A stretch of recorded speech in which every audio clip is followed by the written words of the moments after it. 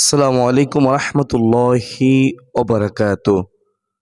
বেহেশত পথের সুপ্রিয় দর্শক, রাসূলুল্লাহ সাল্লাল্লাহু আলাইহি ওয়াসাল্লাম বলেছেন, আমি যখন মেরাজে গেলাম, আমি জাহান্নামকে ঘুরে ঘুরে দেখলাম।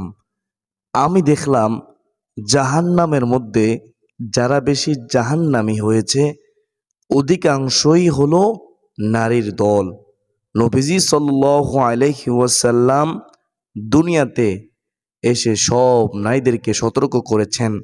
এমনকি নবীজি সাল্লাল্লাহু আলাইহি ওয়াসাল্লাম হাদিসের মধ্যে বলেন, ও দুনিয়ার মহিলারা শুনো, 100 জন নারীর মধ্যে 99 জন নারী জাহান্নামী হয়ে যাবে। প্রিয় দর্শক, এখন মহিলারা প্রশ্ন করতে পারেন যে আমরা নামাজ পড়ি, রোজা রাখি, হজ করি, জাকাত দেই, আবার কেন নবীজি সাল্লাল্লাহু আলাইহি ওয়াসাল্লাম আমাদের ব্যাপারে এমন সতর্ক করেছেন? প্রিয় মা ও বোনেরা, আপনি হয়তো বা ভালো হতে পারেন, কিন্তু শতকরা 99 জন নারী তাদের পর্দার ব্যাপারে একেবারে উদাসীন।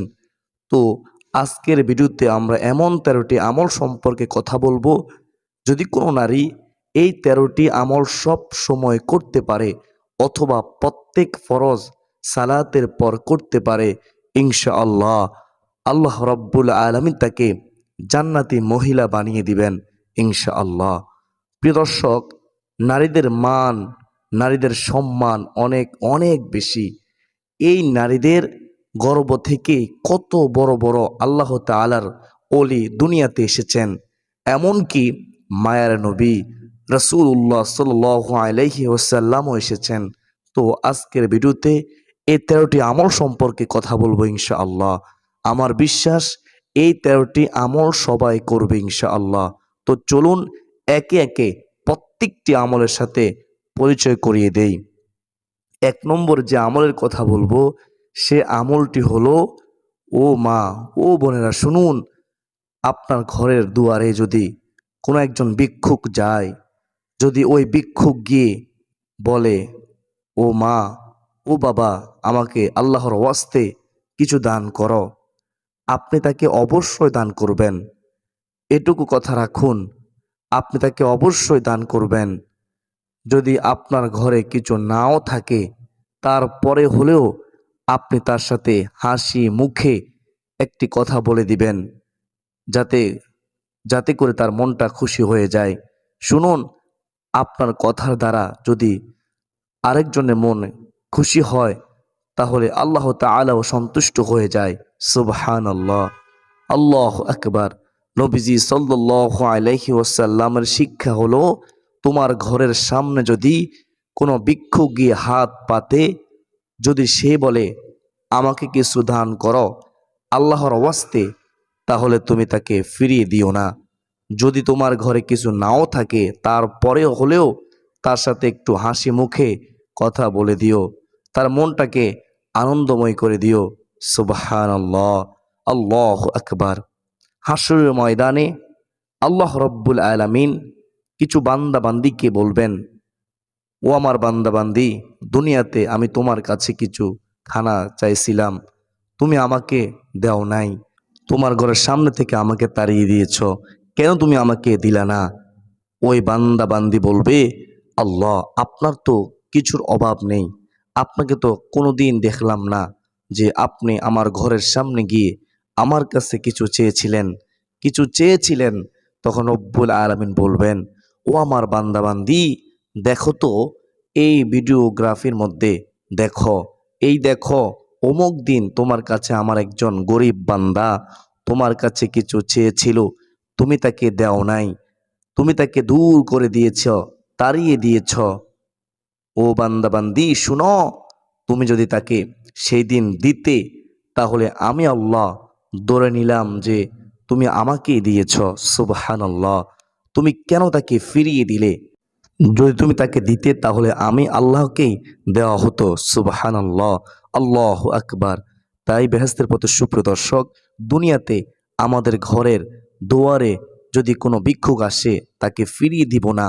যদি কিছু নাও থাকে তার সাথে একটু ভালো ব্যবহার করে দেব ইনশাআল্লাহ। দ্বিতীয় নম্বর যে আমলের কথা বলবো সে আমলটি হলো পর্দার ব্যাপারে উদাসীন না হওয়া। যেহেতু নামাজ ফরজ, রোজা ফরজ, পর্দাও কিন্তু ফরজ। পর্দা সবার জন্য ফরজ, মুমিন নারী পুরুষ সবার জন্যই পর্দা ফরজ। এই পর্দা যদি না করে কবরে যান, কবরে গেলে কোনো উপায় থাকবে না। প্রিয় দর্শক, নবীজি সাল্লাল্লাহু আলাইহি ওয়াসাল্লামের আদরের মেয়ে ফাতেমা রাদিয়াল্লাহু তাআলা আনহা যখন ছোট ছিলেন, তখন তিনি একদিন একটু সেজে গুজেছেন। তিনি নবী সাল্লাল্লাহু আলাইহি ওয়াসাল্লামের কাছে গেলে নবীজি সাল্লাল্লাহু আলাইহি ওয়াসাল্লাম তাকে জিজ্ঞেস করলেন, ও মা ফাতেমা, আচ্ছা তুমি কেন সেজেছ? তুমি কি কোথাও যাবে নাকি? তখন ফাতেমা রাদিয়াল্লাহু তাআলা আনহা বললেন, হ্যাঁ ইয়া রাসূলুল্লাহ, ও আমার আব্বাজান, আমি যাব আমার এক বান্ধবীর বাড়িতে যাব। নবীজি সাল্লাল্লাহু আলাইহি ওয়াসাল্লাম তাকে সাথে সাথে নিষেধ করলেন এবং এই সাজুগুজু নবীজি সাল্লাল্লাহু আলাইহি ওয়াসাল্লাম শুধু স্বামীকে দেখানোর জন্য হালাল করেছেন আর দুনিয়ার সব মানুষের জন্য হারাম করে দিয়েছেন। নবীজি সাল্লাল্লাহু আলাইহি ওয়াসাল্লাম তার আদরের মেয়ে ফাতেমা রাদিয়াল্লাহু তাআলা আনহাকে ডেকে ডেকে বলেন, ও আমার মা ফাতেমা, তুমি নিজেকে নিজে জাহান্নামের আগুন থেকে বাঁচাও। শোনো ফাতেমা, যদি তুমি আদার কবরে যাইয়া তুমি এই বলে পরিচয় দাও যে আমি নবীর মেয়ে, তাহলে কিন্তু কোনো কাজে আসবে না।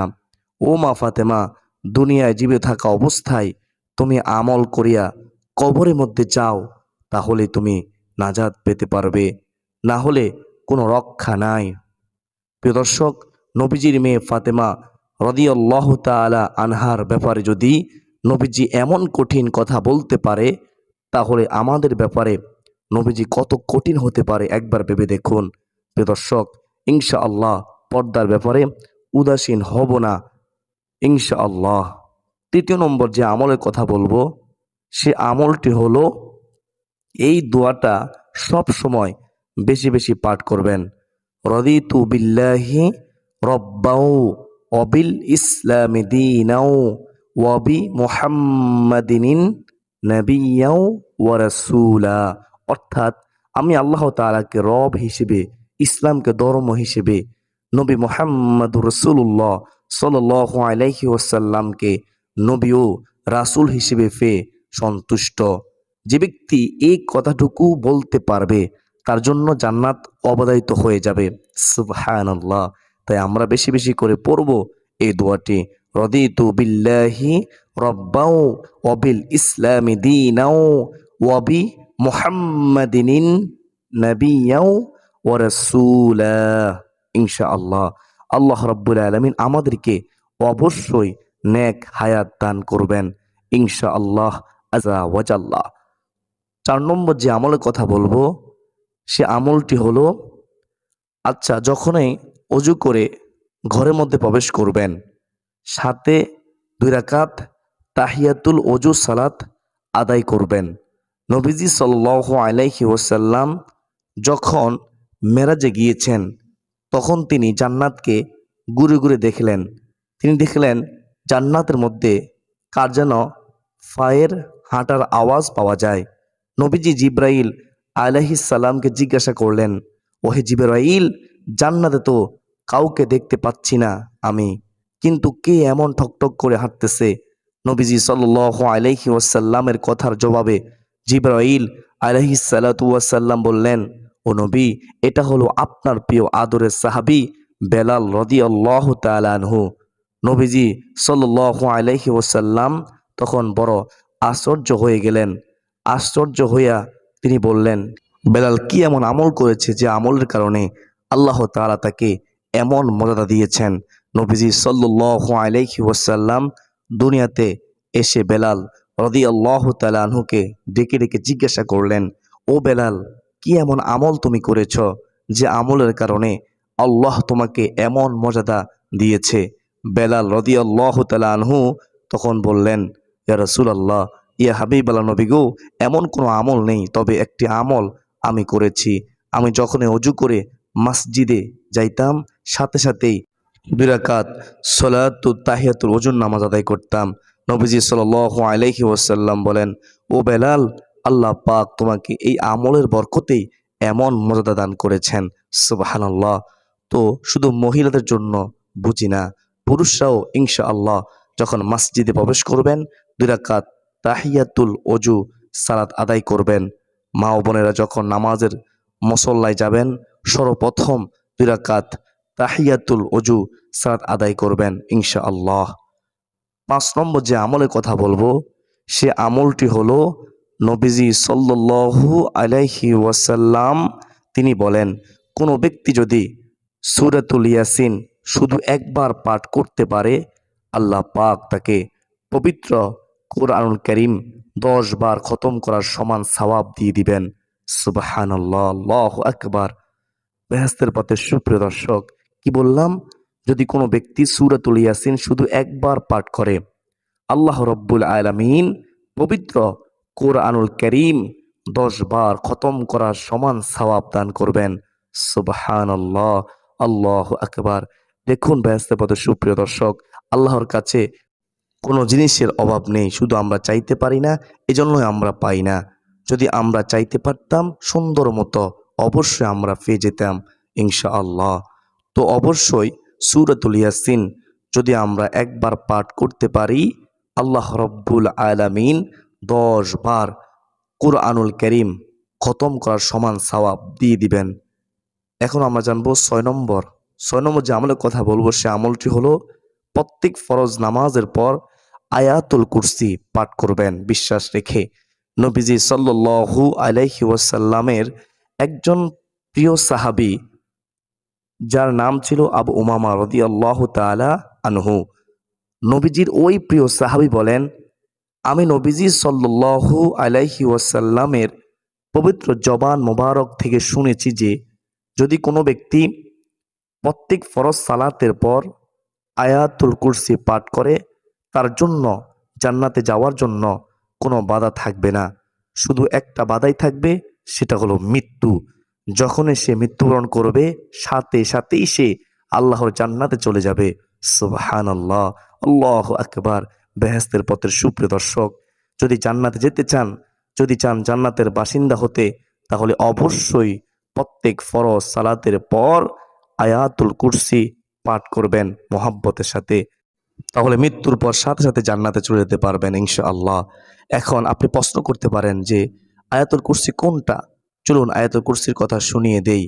আয়াতুল কুরসি হলো আল্লাহু লা ইলাহা ইল্লা হুয়াল হাইয়ুল কাইয়্যুম লা তাখুযুহু সিনাতুন ওয়ালা নাওম লাহু মা ফিস সামাওয়াতি ওয়া মা ফিল আরদ মান যাল্লাযী ইয়াশফাউ ইনদাহু ইল্লা বিইযনিহি ইয়ালামু মা বাইনা আইদিহিম ওয়া মা খালফাহুম ওয়া লা ইউহীতুনা বিশাইইম মিন ইলমিহি ইল্লা বিমা শাআ ওয়াসি'a কুরসিয়্যুহুস সামাওয়াতি ওয়াল আরদ ওয়া লা ইয়াউদুহু হিফযুহুমা ওয়া হুয়াল আলিয়্যুল আযীম।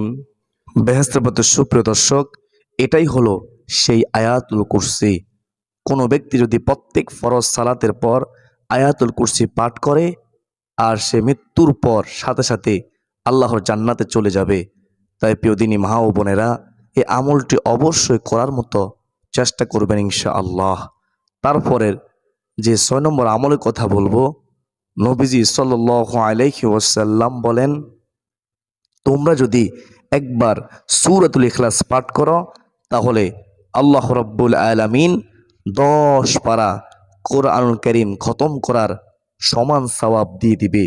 যদি তোমরা 2 বার পাঠ করতে পারো, তাহলে মহান আল্লাহ রাব্বুল আলামিন 20 পারা কুরআনুল কারীম খতম করার সমান সওয়াব দিয়ে দিবে।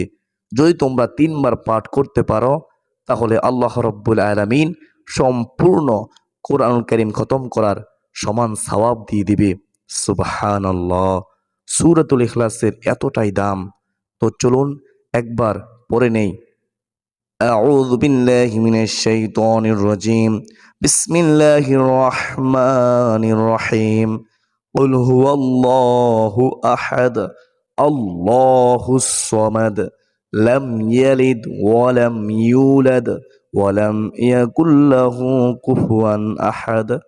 প্রিয় দর্শক, তারপরে যে আমলের কথা বলবো, 7 নম্বরে যে আমলের কথা বলবো, সে আমলটি হলো, সে দোয়াটি হলো, নবীজি সাল্লাল্লাহু আলাইহি ওয়াসাল্লাম বলেন, যে ব্যক্তি প্রতিদিন 100 বার বলবে সুবহানাল্লাহি ওয়া বিহামদিহি, সুবহানাল্লাহি ওয়া বিহামদিহি, তার আমলের দাম হাসরের মাঠে সবচেয়ে বেশি হবে। নবীজি সাল্লাল্লাহু আলাইহি ওয়াসাল্লামের কথার জবাবে সাহাবায়ে কেরাম রাদিয়াল্লাহু তাআলা আলাইহিম আজমাইন বলেন, ও নবী, অন্য কারো আমলের দাম কি এর চেয়ে বেশি হবে না? নবীজি সাল্লাল্লাহু আলাইহি ওয়াসাল্লাম বলেন, হ্যাঁ, ওই ব্যক্তির আমলের দামই এর চেয়ে বেশি হবে যে ব্যক্তি সুবহানাল্লাহি ওয়া বিহামদিহি 100 বার থেকেও আরো বেশি পরিমাণে পাঠ করবে। সুবহানাল্লাহ, আল্লাহু আকবার। তাই আমরা অবশ্যই বেশি বেশি পরিমাণে সুবহানাল্লাহি ওয়া বিহামদিহি পাঠ করার চেষ্টা করব ইনশাআল্লাহ। এছাড়াও নবীজি সাল্লাল্লাহু আলাইহি ওয়াসাল্লাম বলেন, ও আমার সাহাবীরা শোনো, যে ব্যক্তি প্রতিদিন 100 বার বলবে সুবহানাল্লাহি ওয়া বিহামদিহি, তার গুনাহের পরিমাণ যদি সমুদ্রের ফেনারাশির সমতুল্য হয়ে থাকে, তারপরেও আল্লাহ সেই গুনাহগুলোকে ক্ষমা করে দিবেন। সুবহানাল্লাহ। বেহেশতের পথে সুপ্রদিনী মা ও বোনেরা, অবশ্যই প্রত্যেক ফরজ সালাতের পর কমপক্ষে 100 বার এই সুবহানাল্লাহি ওয়া বিহামদিহি পাঠ করার চেষ্টা করবেন। আমরাও পাঠ করব ইনশাআল্লাহ। 8 নম্বরে যে আমলের কথা বলবো, সে আমলটিও দামি একটি আমল। নবীজি সাল্লাল্লাহু আলাইহি ওয়াসাল্লাম বলেন, তোমরা বলো সুবহানাল্লাহিল আযীমি ওয়া বিহামদিহি। নবীজি বলেন, এই দুনিয়াতে যত কিছুর উপর সূর্য উদিত হয়, সব কিছুর চাইতে দামি বাক্য হলো সুবহানাল্লাহিল আযীমি ওয়া বিহামদিহি। ইনশাআল্লাহ প্রত্যেক ফরজ নামাজের পর এই আমলটিও আমরা করার চেষ্টা করব ইনশাআল্লাহ আজ্জা ওয়াজাল্লাহ। বেহেশতের পথের সুপ্রদিনী ভাই বোনেরা, আল্লাহ আমাদেরকে এই আমলটি করার তৌফিক দান করুন, আমিন সুম্মা আমিন। তারপরে যে আমলের কথা বলবো, 9 নম্বরে যে আমলের কথা আপনাদেরকে বলবো, সে আমলটি হলো, নবীজি সাল্লাল্লাহু আলাইহি ওয়াসাল্লাম বলেন, তোমরা বলো রব্বানা আতিনা ফিদ দুনিয়া হাসানা ওয়া ফিল আখিরাতি হাসানা ওয়া কিনা আযাবান নার। যদি কোনো ব্যক্তি দুনিয়ায় কল্যাণ, আখিরাতের কল্যাণ ও জাহান্নামের আগুন থেকে আল্লাহর কাছে পানা চায়, আল্লাহ তাকে অবশ্যই দুনিয়ার কল্যাণ দিবেন, আখিরাতের কল্যাণ দিবেন, জাহান্নামের আগুন থেকে বাঁচিয়ে দিবেন ইনশাআল্লাহ। তাই আমরা বেশি বেশি পরিমাণে বলবো রব্বানা আতিনা ফিদ দুনিয়া হাসানা ওয়া ফিল আখিরাতি হাসানা ওয়া কিনা আযাবান নার। সুবহানাল্লাহ, আল্লাহু আকবার। 10 নম্বর যে আমলের কথা বলবো, সে আমলটি হলো, বেশি বেশি পরিমাণে বলবেন ইয়া জাল জালালি ওয়াল ইকরাম। নবীজি সাল্লাল্লাহু আলাইহি ওয়াসাল্লাম বলেন, কোনো ব্যক্তি যদি ইয়া জাল জালালি ওয়াল ইকরাম বলে, তারপর দোয়া করে, আল্লাহ সেই দোয়াকে খালি হাতে ফিরাবে না। সুবহানাল্লাহ। প্রিয় দর্শক, আমরা অনেক সময় মুনাজাত করি, মুনাজাতে কত রকমের দোয়াই তো করে থাকি, কিন্তু সবার মুনাজাত কিন্তু আল্লাহ তাআলা কবুল করে না। নবীজি তিনি বলেন, কোনো ব্যক্তি যদি ইয়া জাল জালালি ওয়াল ইকরাম এই কথা বলে মুনাজাত ধরে দোয়া করে, আল্লাহ তাআলা সেই দোয়াকে খালি হাতে ফিরাইয়া দেয় না। সুবহানাল্লাহ, আল্লাহ তার দোয়াকে কবুল করে নেন। 11 নম্বরে প্রিয় দর্শক যে আমলের কথা বলবো, ইয়া আরহামার রাহিমিন বলে দোয়া করা। নবীজি সাল্লাল্লাহু আলাইহি ওয়াসাল্লাম বলেন, ও আমার উম্মতেরা শোনো, তোমরা যখন মুনাজাত ধরো, মুনাজাতের শেষে ইয়া আরহামার রাহিমিন তিনবার বলিও, এতে তোমাদের সম্পূর্ণ মুনাজাত খানা আল্লাহ তাআলা কবুল করে নেবেন। আমরা মোনাজাত ধরে কত রকমের কত কিছু চাই। আল্লাহ তুমি আমাদের সন্তানটাকে ভালো করে দিও, আমাদের স্বামীকে ভালো রাখো, অর্থাৎ মহিলারা যে কথাগুলো বলে আমাদের সংসারে বরকত দান করিও, তাদেরকে নেককার জিন্দিগি দান করিও। আল্লাহ অবশ্যই এই দোয়াগুলোকে কবুল করবেন ইয়া আরহামার রাহিমিনের বরকতে। সুবহানাল্লাহ। 12 নম্বরে যে আমলটি আমি বলবো সে আমলটি হলো লা ইলাহা ইল্লাল্লাহ এর জিকির করা।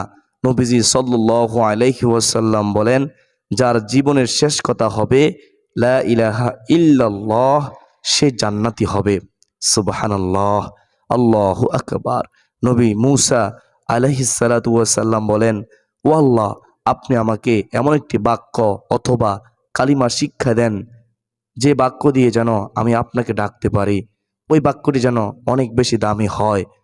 আল্লাহ তাআলা বলেন, ও নবী মূসা, তুমি বলো লা ইলাহা ইল্লাল্লাহ। নবী মূসা বললেন, ও আল্লাহ, এই বাক্যটি তো অনেক ছোট একটি বাক্য, আমি চেয়েছিলাম আপনার কাছে অনেক দামি একটি বাক্য। আল্লাহ তাআলা বলেন, ও নবী মূসা, এই বাক্যটাকে তুমি ছোট মনে করিও না। এই বাক্যের ওজন এত বেশি যে সমগ্র সৃষ্টিকুলকে যদি তুমি এক পাল্লায় রেখে দাও আর এই বাক্যটাকে আরেক পাল্লায় রেখে দাও, ওজন দিয়ে দাও, তারপরেও এই বাক্যের ওজনের সমতুল্য হবে না। সুবহানাল্লাহ, আল্লাহু আকবার। তো আমরা এই জিকিরটি লা ইলাহা ইল্লাল্লাহ এই জিকিরটি করার চেষ্টা করবো ইনশাআল্লাহ। সর্বশেষ নাম্বার জিকির ও আমল হলো, নবীজি সাল্লাল্লাহু আলাইহি ওয়াসাল্লাম বলেন, তোমরা যদি জান্নাতের গুপ্তধনের সন্ধান পেতে চাও তাহলে বেশি বেশি বলিও লা হাওলা ওয়ালা কুওয়াতা ইল্লা বিল্লাহ। তাহলে তোমরা জান্নাতের গুপ্তধনের সন্ধান পেয়ে যাবে। প্রিয় নারীর দল, এই আমলগুলো করো, এই আমলগুলো করে সবসময় আল্লাহর কাছে তওবা করো। আল্লাহ তার কাছে তওবা করবেন, আল্লাহ অবশ্যই আপনাকে দুনিয়ায় কল্যাণ আখিরাতের কল্যাণ দান করবেন। এছাড়াও স্বামীর খেদমত করতে হবে, প্রত্যেক ফরজ নামাজ আদায় করতে হবে, আল্লাহর হুকুম মানতে হবে, পর্দা মতো চলতে হবে। ইনশাআল্লাহ চলার চেষ্টা করবেন। আল্লাহ তাআলা আমাকে আপনাকে আমাদের সবাইকে বুঝার, মানার, আমল করার তৌফিক দান করুন। সকলে বলি আল্লাহুম্মা আমিন। আজকের জন্য এ পর্যন্তই। সকলে সুস্বাস্থ্য কামনা করে বিদায় নিচ্ছি। আবার দেখা হবে অন্য কোনো দিন অন্য কোনো গুরুত্বপূর্ণ আলোচনা নিয়ে ইনশাআল্লাহ। ওয়া মা আলাইনা ইল্লাল বালাগ।